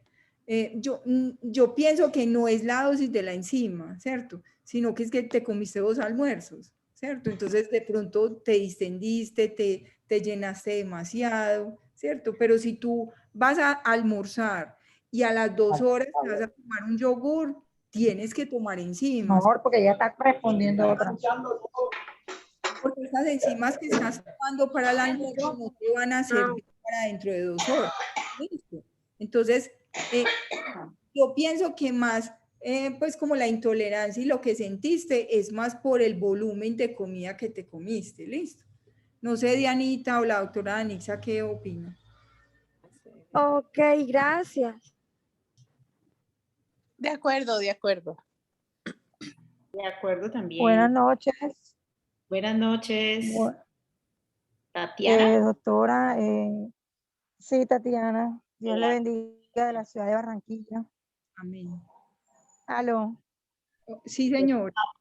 Doctora, yo quería preguntarle, mi hijo David tiene 11 años. Mi hijo David hasta hace año y medio pesaba 32 kilos, 31 kilos. Pero mi hijo David de año y medio para acá ha subido casi 21 kilos. 21 kilos. Él tiene 11 años. O sea, en este momento él está obeso, está gordísimo. Él solamente toma una pancitrana en el desayuno, una en el almuerzo y una en la comida. Ahorita hicimos control de todo porque al ver que de la manera que ha subido de peso, un niño que come, doctora, yo le digo a veces, las florecitas son del plato, ¿viste, mijo? Para que no se las coma. Porque come, doctora, come y come. nada más tiene esa, sí, ¿verdad? Nada más tiene esa dosificación. Una y una y una, porque pensaron en quitárselas definitivas cuando estaba más pequeño y empezó a bajar mucho. Entonces con eso se ha mantenido, pero es que él está subiendo mucho de peso. Actualmente está obeso. Vino un familiar y ni siquiera lo conocía, me preguntó 2 veces por él, le dije, no, pero míralo ahí donde está. ¿Cómo va a ser? Está gordo, gordo. Y lo otro es que él hace unos popós como del grande de Transmilenio, grandes, gordotes, pero él no bota grasa en el popocito, nunca he visto grasa. Entonces a veces digo, ¿será que paro con los suplementos alimenticios, con las cosas? Porque realmente está subiendo demasiado de peso. Bueno, yo pienso que es que de todas maneras hay que evaluar como todo el contexto. Entonces, pandemia, no corren, no brincan, no salen de la casa, comen adicionalmente, tienen ansiedad de comer. O sea, hay un poco de cosas que están en relación con eso y eso está, pues con el aumento de peso y eso está sucediendo, digamos, en muchos pacientes no, con asma, con rinitis alérgica, con otras condiciones, ¿cierto? Pero yo sí pienso que hay que evaluarlo y considerar, o sea, disminuir los suplementos. O sea, es que un paciente que necesita suplementos es porque adicionalmente, porque tiene un peso no acorde, un índice de masa corporal bajo, o porque a pesar de la alimentación saludable no está supliendo las necesidades, ¿cierto? O sea, es porque yo necesito suplir adicionalmente algo, pero si él antes tiene sobrepeso, pues digamos que hay que controlarlo, porque ni tanto que queme al santo, ni tampoco que no lo alumbre, porque tener sobrepeso también me lleva a hígado graso, también me lleva como a otras condiciones. Entonces yo creo que sí hay que reevaluar el príncipe con endocrinología adicionalmente y mirar a ver qué es lo que está pasando. Está muy ansioso, está haciendo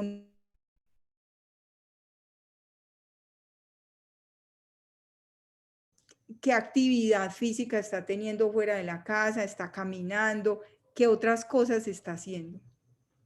No sé, Dianita y la doctora Anixa, sí, qué otro aporte le pueden hacer a la señora. Sí, sí, estoy de acuerdo, Olguita, y te cuento que en nuestro grupo hemos visto que muchos pacientes y sus familias o piensan que es importante que los niños consuman una cantidad importante de grasa debido a su enfermedad, pero debemos decirles, siempre les recomendamos que no es comer, por ejemplo, fritos o comer grasas que son las que son perjudiciales, sino consumir una alimentación muy balanceada y que contenga grasas que sean de las que son buenas, las que pertenecen a por ejemplo, al aguacate, a los frutos secos, y tratamos de reducir las grasas malas como las frituras, todo lo que incluya aceite en su preparación. Entonces, no es igual fibrosis quística a la necesidad de consumir grasa, porque eso, como bien lo dice Olguita, puede incluso producir obesidad y producir daño del hígado y a futuro pues problemas cardiovasculares. Entonces, muy importante que se apoyen mucho mis queridos padres en su grupo de nutricionistas y de gastroenterólogos, para poder ajustar esta alimentación de la forma más saludable que se pueda.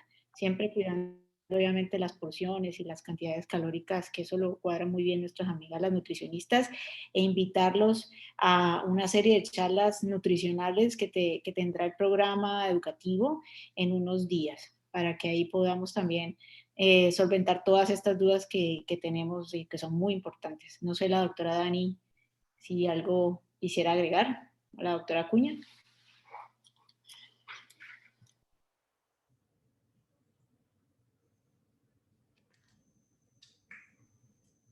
Por aquí veo una manito levantada desde hace rato. Karen Ginette Riascos, ¿quisieras hablar algo más? Hola, buenas noches ya, sí. Pues no es tanto una pregunta, sino que yo soy paciente y tengo 18 años. Y pues, o sea, en lo que yo llevo de tener fibrosis quística, que me la detectaron aproximadamente a los 4 años, yo por lo menos he requerido mucho de atención psicológica, porque cuando yo cumplí los 15 años, se me desarrolló la diabetes y pues para mí fue algo súper duro porque no estaba acostumbrada. Entonces que he requerido mucha ayuda psicológica porque créanme que no es fácil. No es fácil porque cuando uno está pequeño, bueno, pues la mamá le colabora a uno, le dice que va a mejorar, o bueno, y los doctores de por sí te brindan mucha ayuda. Pero cuando tú creces y de pronto empiezas a ver complicaciones que tú ves que otras personas no las padecen, entonces se vuelve complicado, ¿sí me entiendes? En el proceso de que uno dice, a veces yo quisiera ser normal, porque yo pues era una de las personas que decía eso, en cuanto a las uñas, por ejemplo, porque de por sí en una mujer creo que el aspecto físico a veces es muy importante, o sea, dependiendo pues de la vanidad de cada persona. Y yo me miraba las uñas y yo veía que pues me eran muy diferentes a las de otras amigas o conocidas. Entonces para mí fue duro ese proceso de aceptación y decir, es que yo soy normal. Solamente que debo cuidarme, debo, como te dijera, requiero un cuidado más especial que otras personas para poder llevar mi vida con normalidad. Pero eso era una de las cosas que yo más me decía, que yo por qué no había nacido normal, sabiendo que muchas personas pues sí lo eran. Entonces yo creo que es muy importante la ayuda psicológica en este proceso para poder tener una mejor adherencia al tratamiento, para poder, de cierto modo, llevar tu vida y que sientas paz, que sientas tranquilidad y que dejes de hacerte esas preguntas agobiantes, porque lo son, para que puedas crecer, puedas trazar metas, trazar sueños. Yo en ese momento estoy en la universidad y estoy muy contenta y pues para mí desde los 15 años para acá fue muy difícil el proceso de adherencia porque yo llegué a un punto en el que decía que yo no quería hacer más las cosas porque para mí era difícil. Entonces sí, para mí ha sido muy importante la ayuda psicológica y además de eso la ayuda de mi mamá y la ayuda de los doctores. Entonces eso era lo que yo quería decir y muchas gracias. Karen, qué maravilla tu testimonio. Te agradecemos muchísimo. Me pone muy emocionante, muy emocionada. Me pareció súper emocionante. Creo que la doctora Claudia por aquí está conectada. La doctora Claudia, ¿cierto? Sí, No aquí sé. estoy. ¿Me escuchan? Bienvenida, ¿qué tal? ¿Qué opinas de este testimonio muy importante para todos nuestros papitos y nuestros jóvenes adolescentes? Me parece maravilloso y es de admirar que Karen le dé palabra a esa sensación y a ese lugar del cuerpo frente a cualquier situación, porque el asunto es claro que no es siempre con la fibrosis quística, aplica para todos. Incluso algo que me parecía muy importante dentro de lo que estaba hablando la doctora Olga, el asunto con la alimentación, es que no podemos olvidar que las emociones se sientan a la mesa, ¿cierto? Entonces también no solo con los pacientes con fibrosis quística, sino con cualquier tipo de persona, también hay una relación entre las emociones y la manera en la que estamos comiendo. Por ejemplo, a veces nuestros pacientes están tristes, angustiados o preocupados y ellos mismos lo dicen, es que estoy muy aburrido, es que no quiero comer, es que yo creo que no tengo ganas de comer. ¿Cierto? Entonces es un asunto muy importante tener en cuenta a los niños, los muchachos, los pacientes, cómo se están sintiendo, qué están pensando de eso que les está pasando en su cuerpo, ¿cierto? Ayudarles más bien a tramitar desde la palabra cómo me siento, cómo me pienso, qué estoy haciendo con esto, para no involucrar y enredar la parte de la alimentación dentro de ya su proceso, pues, terapéutico con la fibrosis quística. Entonces me parece importante esa parte de conversar un poquito con ellos y tener claro que las emociones no están exentas de relacionarse con los alimentos. Entonces, me parece que esa parte es muy importante escucharla en los pacientes y así como lo nombra Karen, hablar de eso. Incluso muchas veces los papás son tan prevenidos y tan angustiados por el buen cuidado de sus hijos que, por ejemplo, cuando los niños dicen, es que yo no me quiero comer esa sopa, es que yo no quiero comer más. Y en el afán, en el interés por el bienestar del niño, los papás se angustian y es que tienes que hacerlo y es que si no, no te saco y es que si no, no hay parque. Y por el contrario, hay es que animarlos. Claro que sí, porque vamos a hacer ejercicio, porque ahorita vamos a ir a bailar, porque vamos a ir a montar en el columpio, ven y comámonos esto, ¿cierto? Entonces es entender un poco esa parte emocional y la manera en la que los niños están dentro de su proceso de desarrollo dando cuenta de lo que están sintiendo con esas características que manifiesta su cuerpo. Y una cosa muy importante de lo que decía Karen es la aceptación, ¿cierto? O sea, y la aceptación no es solo en fibrosis, la aceptación es de mi pelo, que es crespo, soy indio, pero bueno, a ver, ¿cómo hago para querer mi crespo? De querer el color de mis ojos, ¿cierto? Entonces, de quererme a mí también y decir, yo soy así y así me acepto y así me quiero.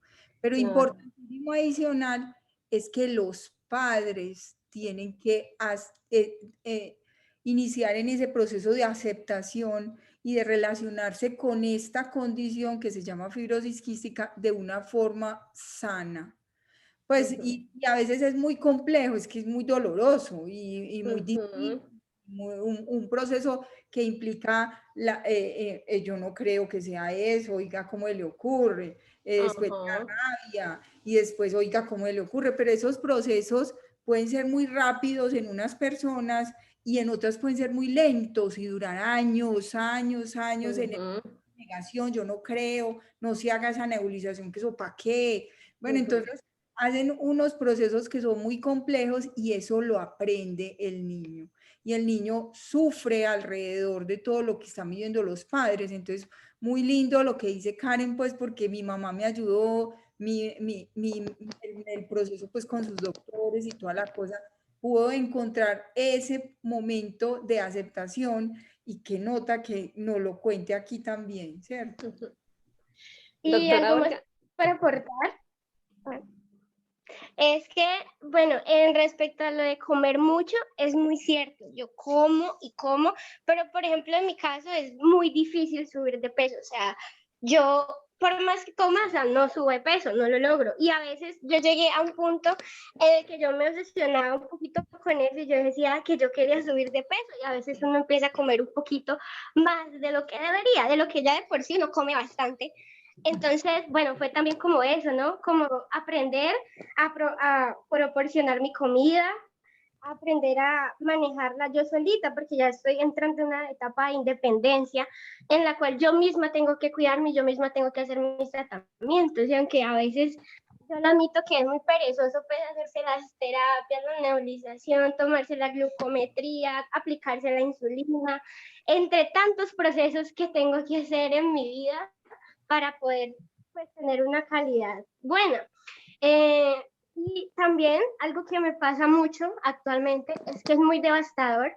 Digamos que cuando tú te estás cuidando, todo eso, ver que, por ejemplo, a mí recientemente me mandaron unos exámenes de ecografía para ver cómo estaba el hígado y todo eso. Y yo venía presentando pues una inflamación en el estómago que no era normal. Pero pues yo la verdad dije, no, pues no me voy a preocupar tanto.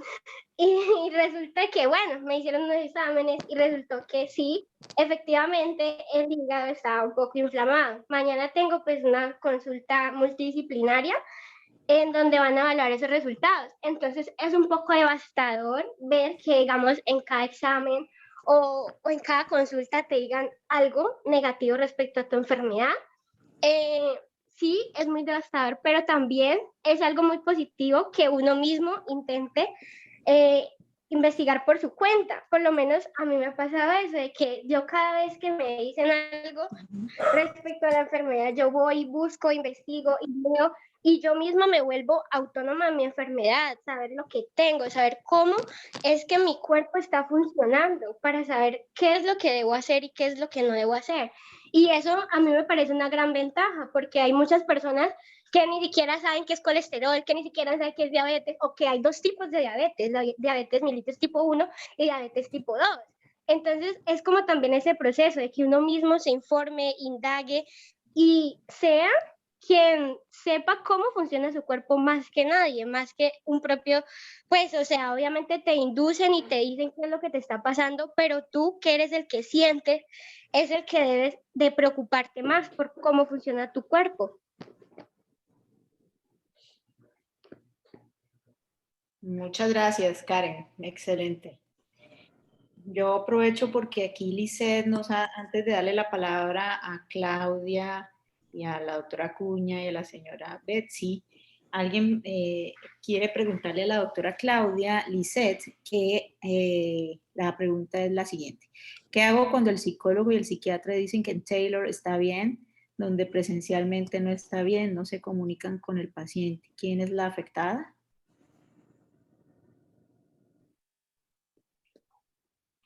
Hola, ¿me escuchan? Sí, señora. Bueno, en muchas ocasiones, y no es una frase solo de Lisset, hay muchos papás que incluso después de haber tenido interconsultas con profesionales, con el equipo médico de hacerse exámenes, salen angustiadas, incluso me escriben, acabé de salir de una cita y me preocupa que digan que el proceso está bien, que los exámenes están bien, pero yo siento que mi hija no está bien. O sea, ahí el asunto es como poner una balanza entre la parte física, la parte médica y más la parte emocional y la afectación que pueda tener la paciente, ¿cierto? ¿Qué le está significando a ese niño? Esas emociones o ese resultado. Y también los niños leen mucho el cuerpo del adulto. Acordémonos que todos aprendimos primero fue a leer el cuerpo que a leer las letras. Entonces, a lo mejor los niños salen como con esa información de que están bien, pero ven que la mamá está angustiada o que el cuidador o que el acompañante se angustia. Entonces, los niños también se pueden movilizar desde ahí.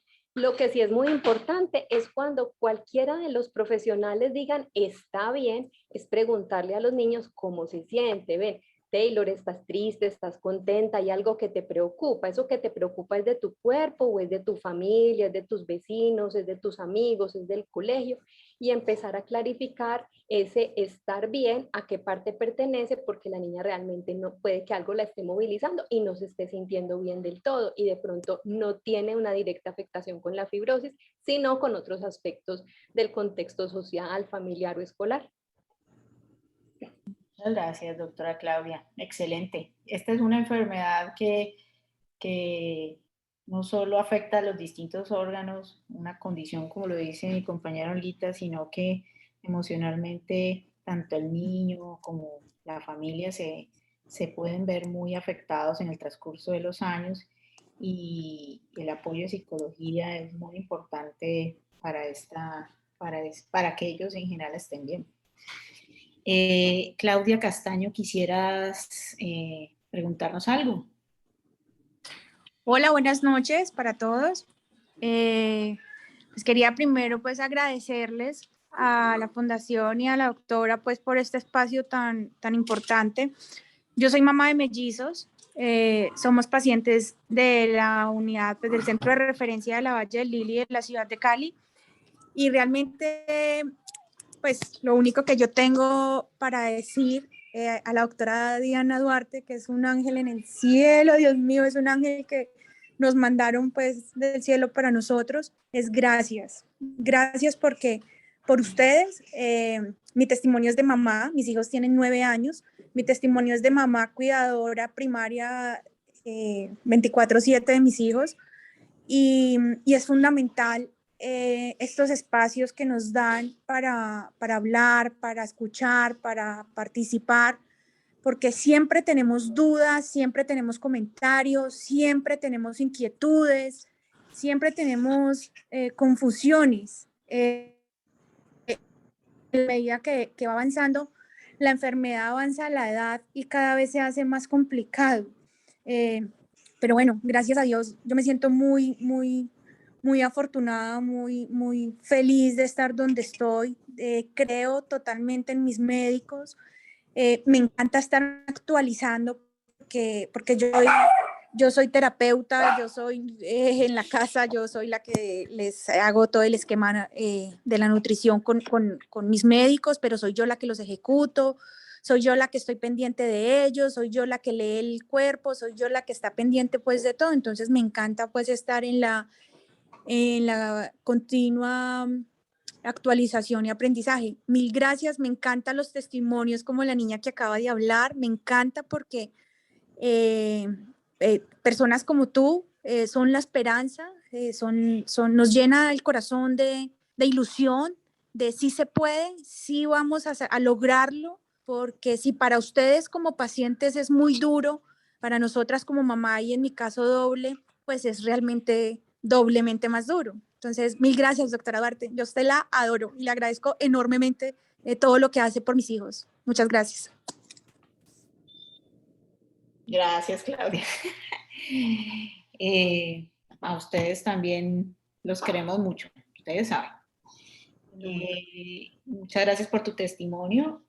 La doctora Victoria Acuña quisiera decir algo más. Buenas noches a todos. Mi nombre es Victoria Acuña, soy pediatra neumóloga de la ciudad de Cali y Palmira. Felicito a mis compañeras organizadoras de la charla, muy proactivo el espacio que han dedicado para el día de hoy.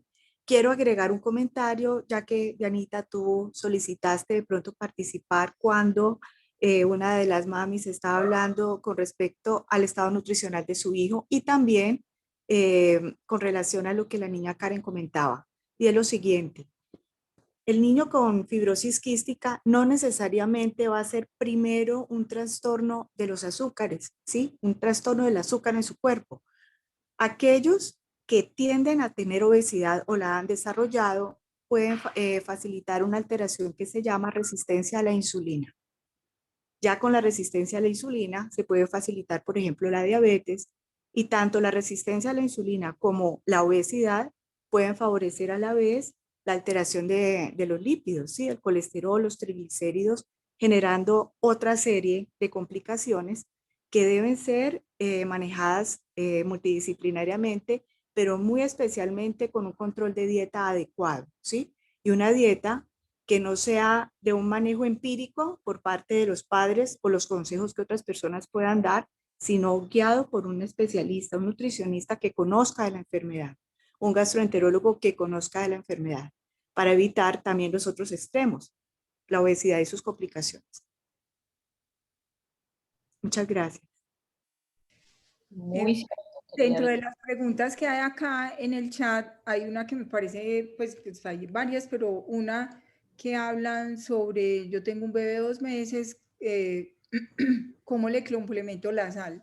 La sal literalmente es la sal de cocina, ¿cierto? O sea, lo que yo pierdo es cloruro de sodio, entonces debe suplementarse y sobre todo en niños en lactantes, que son los que posteriormente hacen complicaciones por la pérdida de sal y agua de la piel. Entonces se deshidratan y cuando le hacen los exámenes muestran que el cloro está bajo, que el sodio está bajo y está deshidratado, ¿cierto? Bueno, entonces, por lo menos, pues, o sea, ya, eso es como el concepto, pues, como de tu médico tratante, pero por lo menos entre medio gramo y un gramo de sal al día, y depende de la severidad también del compromiso del príncipe. ¿Cómo se hidrata? Leche materna. La leche materna, que eso también se verá posteriormente, si bien es el alimento de elección, se queda un poco corta en algunos nutrientes.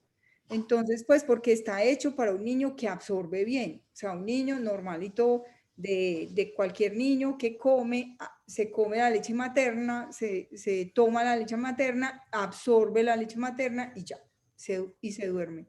Pero el príncipe con fibrosis quística no absorbe en su totalidad, digamos, lo que compone la leche materna. Entonces, debe tratar de fortificarse la leche materna. Hay fortificadores para la leche materna y eso ya pues te lo dirá la nutricionista y el médico tratante pues que te ve. Entonces, entre una bolsita de sal es 1 gramo de sal, de la bolsita de sal del mango biche con sal pues que te vende por ahí o la paleta, ¿cierto? Esa bolsita es 1 gramo de sal. Entonces, entre medio y 1 gramo según lo que te diga tu médico tratante, ¿cierto? tener en cuenta que la leche materna, si tú le das leche materna, la primera parte de la leche materna, pues digamos que el suministro de la leche materna tiene 3 momentos. El primer momento es hidratación, el segundo momento es fortificación, o sea, es una leche materna más grasosita, y el tercer momento es como se queda ahí pegadito escuchando y la remembranza de la leche, del sonido del corazón de la mamá y toda esa cosa. Entonces digamos que la primera parte de la leche es esa como para la sed, como que se dice. Lo otro es para nutrirlo más y el otro componente es ya pues como para recordar. Entonces siempre que le vas a dar leche materna, le das de un seno completo y luego lo pasas al otro seno y ya lo completa, ¿cierto? Pues porque cada aporte de la leche materna tiene un componente distinto, ¿cierto? Y por acá hay otra pregunta que habla sobre posibilidades de que el prolapso rectal sea reversible. O sea, un prolapso rectal, si un príncipe tiene prolapso rectal, hay que evaluar el estado nutricional, hay que evaluar las características de la materia fecal, si es recurrente, los esfuerzos para hacer popó, ¿cierto? Y en ese orden de ideas se debe mejorar el estado nutricional. Entonces, mira, evaluar si está con fortificación adecuada, si la dieta es adecuada, evaluar si las enzimas corresponden a la necesidad y considerar en ese paciente el uso de laxantes, pues específicamente PEC, por ejemplo. Porque en ese paciente no es bajarle las enzimas, porque si usted le baja las enzimas, le disminuye la absorción. Entonces ya con tu médico tratante ya se considera qué se hace. ¿Sí? Si el paciente tiene un prolapso rectal, se revierte y sigue su vida normal, pero hay que evaluar por qué está haciendo el prolapso rectal. Ya en otro extremo pueden ser los prolapsos rectales recurrentes que mejoran el estado nutricional, mejoran todo y sigue haciendo prolapsos rectales. Ahí ya hay que considerar hacer un manejo quirúrgico de eso, pero pues eso es una cosa posiblemente muy extrema y no es lo usual en los príncipes. ¿Listo? Entonces, pero siempre en cada consulta hay que preguntar qué está pasando, si tiene o no prolapso rectal. ¿Listo? Muchas gracias, Olguita, de acuerdo. La señora Betsy Rueda alzó la manito. Sí, muchas gracias. Agradecerle a la Asociación Neumológica Pediátrica por este espacio que nos da a los cuidadores y a los pacientes, a la doctora Danica y obviamente a la doctora Olga Lucía por su excelente conferencia. Doctora Olga, no me quedó a mí muy claro cómo es el tema de por qué les da la diabetes. No sé si podría hacerme el favor de aclararme. Gracias, doctora. Digamos que la diabetes tiene un componente también como no todos los niños hacen diabetes, ¿cierto? Como lo que vimos la vez pasada, que habían una mutación específica y hay genes modificadores de esa mutación, ¿cierto? Entonces algunos príncipes tienen mayor predisposición o no a hacer la diabetes, pero el páncreas es una estructura que tiene unas funciones muy específicas, ¿cierto? O sea, tiene unas funciones muy vitales. Entonces, una de ellas es producir insulina. Esa producción de insulina se produce principalmente en la cabecita del páncreas. Cuando mi páncreas se va, digamos, reemplazando por grasa, ¿cierto? O sea, mi páncreas se va reemplazando por grasa porque el conducto está estrecho por el moco y sale la enzima que no está activa, pero se activa dentro del páncreas, entonces daña el tejido que está alrededor y el páncreas lo reemplaza por grasa. Entonces, en la medida que más páncreas esté reemplazado por grasa, digamos, más probable es que tenga una diabetes asociada a la fibrosis quística, ¿cierto? Entonces, el páncreas es una estructura que tiene unas funciones espectaculares, ¿sí? O sea, tiene unas funciones muy vitales.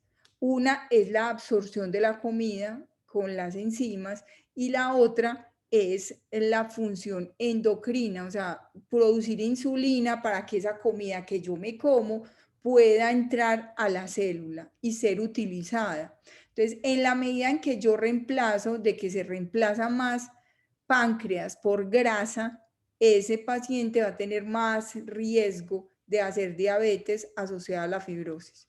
No sé si quedó claro, Betsy. Sí, doctora. Doctora, sí, una partecita quisiera con relación. También eso podría afectarse por mucho consumo de grasas que no son liposolubles.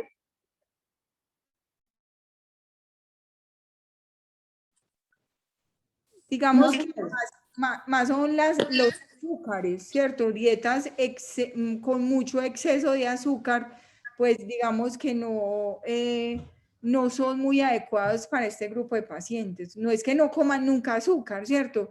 Pero dietas extremas en azúcar, pues ponen a trabajar más el páncreas, a producir más insulina, ¿sí?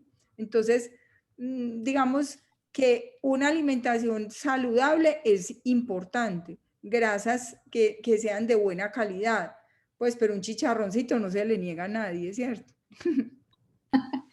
Total. Gracias, mi doctora. Doctora Dani, ¿iba a agregar algo más? ¿Y la No, doctora? no, chicas, son las 7:30.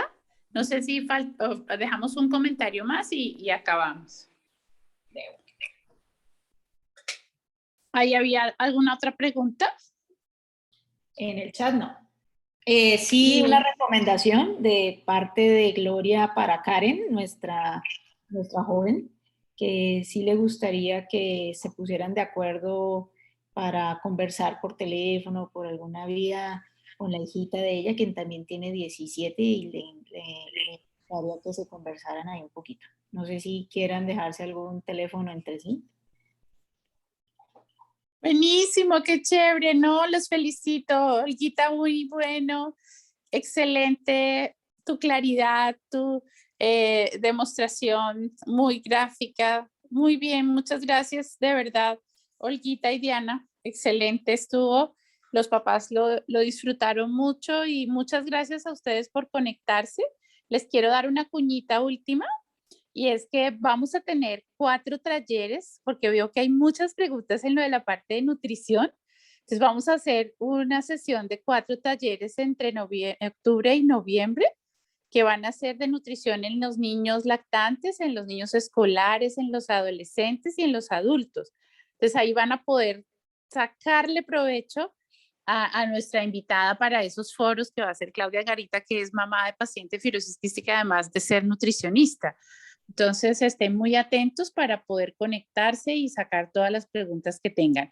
Muchísimas, muchísimas gracias a todos. Estén súper atentos al foro. El foro que sigue va a ser de psicología, del módulo de psicología. Claudia,